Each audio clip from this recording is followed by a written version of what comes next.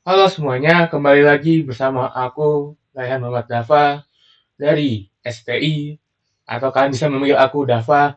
Nah, kali ini aku akan menjawab pertanyaan-pertanyaan mengenai tentang UTS pada sistem multimedia II 2240. Nah, jadi UTS ini dibagi ke tiga konteks. Ada tiga soal yang perlu kita selesaikan, dan tiga-tiganya punya tema-temanya masing-masing. Yang pertama kita membahas tentang bitrate television. Berikutnya kita membahas tentang Huffman coding, dan yang ketiga kita membahas tentang aliasing. Oke, kita pertama membahas tentang bitrate television. Nah, jadi kita punya permasalahan nih. Permasalahannya itu adalah Andi membeli TV dengan layar OLED 4K. Jika TV tersebut menggunakan subsampling 4:2:0, berapa bitrate yang diperlukan supaya layar dapat menampilkan video dengan refresh rate 60 fps? Nah, bagaimana kita menjawab pertanyaan ini? Kita berikut. Nah, jadi kita tuh pertama asumsikan dulu nih, bitrate itu tidak dikompresi. Karena kalau videonya dikompresi, kita itu punya data yang kompresi lossy.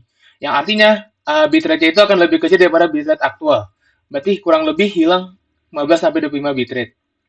Nah, kita kenal layar OLED 4K atau UHD atau Ultra High Definition ini biasanya memiliki resolusi sebesar 3840 kali 2160 pixel. Nah, dengan FPS atau frame per second itu sekitar 60 fps. Dan TV tersebut menggunakan subsampling 4:2:0. Jadi kita lihat dulu nih, subsampling 4:2:0 itu memiliki arti luma Y yang bentuknya chromium ini, monokrom ini, dan chroma CB ini dan CR yang kanan ini. Nah, chroma CB ini hanya menggunakan seperempat dari jumlah pixel, yaitu 2 horizontal dan 2 vertikal. Nah, sedangkan diketahui soal tadi, memiliki layar OLED 4K atau UHD Ultra High Definition itu memiliki resolusi sekitar 3840 sampai 2160 pixel dengan FPS frame per rate per second sekitar 60 fps. Dan TV tersebut menggunakan subsampling 4:2:0. Nah, jadi kita melakukan total jumlah data per pixel. Tadi kita lihat dia itu di sini 1 byte per pixel. Terus CB-nya itu 1 byte per 4 pixel. Kenapa tadi kita tuh hanya menggunakan seperempat dari 1 byte. Berarti 1 byte per 4. Alias 0,25 byte. Begitu pula dengan CR. CR itu menggunakan 1 byte per 4 pixel juga. Berarti sama dengan 0,25 byte. Maka kita totalkan semua byte-nya per pixelnya itu adalah 1 tambah 0,25 tambah 0,25 sama dengan 1,5 byte per pixel. Maka total bitnya itu adalah kita cukup kalikan dengan 8. Maka kita memperoleh 1,5 byte dikali 8 itu sama dengan 12 bit per pixel. Maka frame rate per frame ini kita kalikan dulu. Sekali panjang kali lebar dari pixel per frame-nya atau USD-nya itu. Berarti kita kalikan 3840 kali 2160 sama dengan 8.294.400 pixel. Maka kita peroleh bit per rate-nya itu kita kalikan hasil dari pixel per frame-nya ini, kita kalikan dengan 12 bit. Berarti 8.294.400 pixel kali 12 bit sama dengan 99.532.800 bit. Maka bitrate totalnya, karena kita hitungnya 9.532.800 bit per detik, kita kalikan kali 60 second. Maka kita peroleh 5,971.968 kali 10 pangkat 9 atau 5.971.968.000 bps. Atau kita persingkat menjadi 5,972 gigabit per second. Tadi kita sudah membahas tentang bitrate television. Sekarang kita lanjut kepada permasalahan berikutnya yaitu Huffman coding. Nah, jadi kita tuh punya permasalahan di Huffman coding ini. Jadi buatlah data string yang berisi 5 karakter pertama nama depan Anda ditambah karakter STI, ITB. Dan akan dikompresi menggunakan algoritma Huffman coding. Nah, contoh karakter dengan nama siswa ini Huffman Dewantara. Berarti nama string yang dibentuk Huffman, STI, STI ITB. Nah, kita lanjut ke pembahasan soal berikutnya. Jadi ada soal pertama ini, buat tabel frekuensi karakter yang sering dibentuk. Nah, nama aku itu namanya Raihan Muhammad Dava. 5 karakter depannya itu adalah R, A, I, H, A. Maka yang terbentuk adalah R, A, I, H, A, strip, STI, strip, STEI, strip, ITB. Maka kita tinggal hitung frekuensi tabelnya karakter yang kita terbentuk. R-nya ada 1, A-nya ada 2, I-nya ada 4, H-nya ada 1, S-nya ada 2, T-nya ada 3, E-nya 1, B-nya 1, dan stripnya ada 3. Ini bentuk tabelnya. Kita sudah lakukan penjumlahan setiap frekuensi setiap karakter. Nah, bangunlah Hoffman tree berdasarkan tabel frekuensi di atas. Nah, kita melihat di sini, kita melihat dari yang memiliki frekuensi terkecil dulu. Nah, aku urutkan ini berdasarkan urutan. Misalnya dari A, R, A, I, H, A, strip STEI, strip STEI, strip ITB. Maka kita mulai dari R-nya dulu. Berarti R-nya ini kita peroleh dari paling kiri, yaitu memiliki 1, H-nya ini bersamaan, dengan E-nya ini berbarengan, dan B-nya. Maka kita menemukan ini dengan 1, ini frekuensinya 1. Kemudian kita lanjutkan membentuk tree ke atas, ini RH, EB. Merupakan gabungan dari RH dan EB, ini jadi RH dan EB. RH dan EB ini kita kumpulkan jadi RH, EB. Nih. Dan sebelah kanannya tadi kita peroleh A sama S itu ada 2. Maka mereka setara dengan RH dan EB. Maka kita taruh sebelah kanannya itu A dan S. A-nya itu jumlahnya 2 dan S-nya 2, kita kumpulkan jadi AS. Nah, RH, EB dan AS kita gabungkan 4. Lalu kita gabungkan 8, jadi RHE, BAS. Nah, sebelah kanan ini, T sama strip itu memiliki jumlah karakter 3. Sama-sama punya 3, maka kita taruhnya di sebelah kanan ini. Sebelah kanan AS jadi T tambah strip. Jadi 3 tambah 3, kita kumpulkan jadi 6. Nah, tadi kita ada satu karakter yang belum kita mention, yaitu I. Maka I-nya itu sebelah kiri, dan T di sebelah kanan. Jadi ntar kita akan mendapatkan bitrate masing-masing. Yaitu kalau R itu 0, 0, 0, 0, I 0, 0, 0, 1, E 0, 0, 1, 0, B 0, 0, 1, 1, A 0, 1, 0, S 0, 1, 1, I 1, 0, T 1, 1, 0, dan strip 1, 1, 1.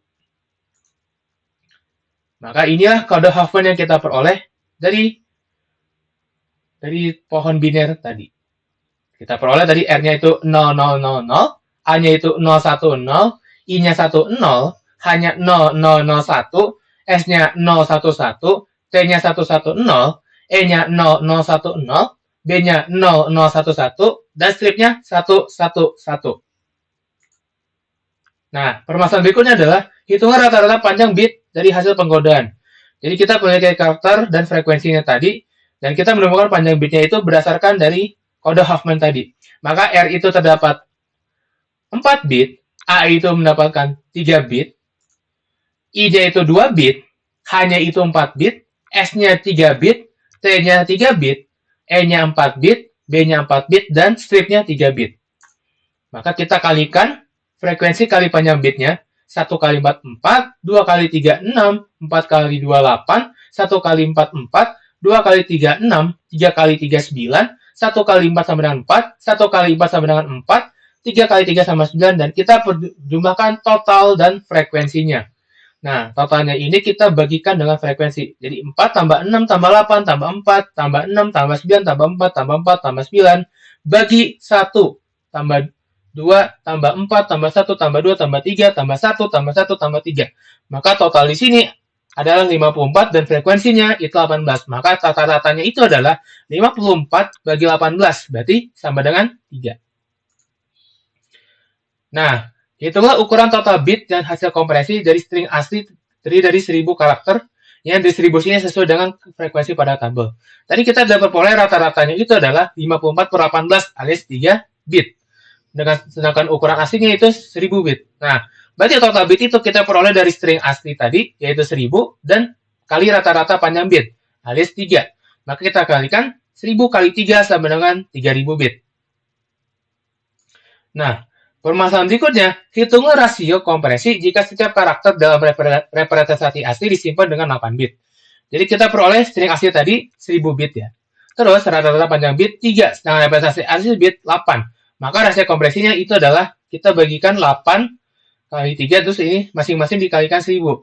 Berarti 8 kali 1000 banding 3 kali 1000. Sama dengan 8 banding 3, maka perbedaan rasio kompresinya itu adalah 2,66666 atau kita bulatkan jadi 2,67 banding 1. Nah, apa sih keuntungan dan keterbatasan Huffman coding dalam kompresi file multimedia? Jadi, plusnya itu adalah optimal untuk data yang memiliki distribusi disebut tidak merata. Kayak tadi, misalnya. Terus, dia itu sifatnya lossless compression. Jadi, kalau kita awalnya kita mau encoding terus kita balik ke decoding, maka hasilnya tidak akan berubah. Dan ini sangat mudah diimplementasikan, seperti tadi pada pembahasan sebelum-sebelumnya. Namun, minusnya adalah efektivitas akan menurun jika distribusi simbolnya merata. Dan harus mengetahui jumlah frekuensi dan tentuan bridge bersama data.